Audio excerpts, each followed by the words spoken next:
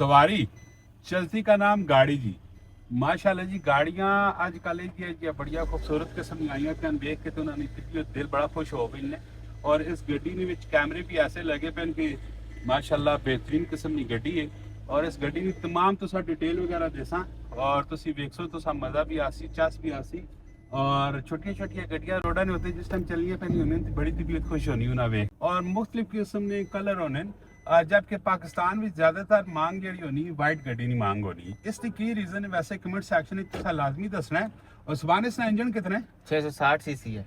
इसका 660 सीसी कदों की इंपोर्ट है? ये 26 की इंपोर्ट है, 22 मॉडल है।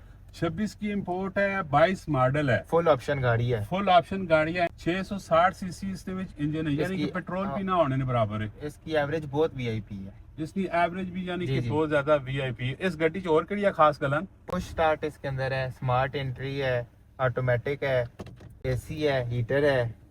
और एक ही डिमांड की पे कर रहे हैं? डिमांड राब्ता करें तो बताएंगे, इस तरह नहीं बताते। इस तरह नहीं बताते। राब्ता कैसे करेंगे? 031057933852। जी। और इसके अंदर देखें एयर बैग्स भी हैं, ये भी एयर बैग है, इधर भी एयर बैग है, तो इधर फ्रंट में भी एयर बैग है। मतलब गाड़ी आपकी बहुत सेफ है। ये भी एयर बैग है। हालांकि इस पैकेज में इतने ज्यादा ऑप्शन नहीं मिलते होते इस साइज में।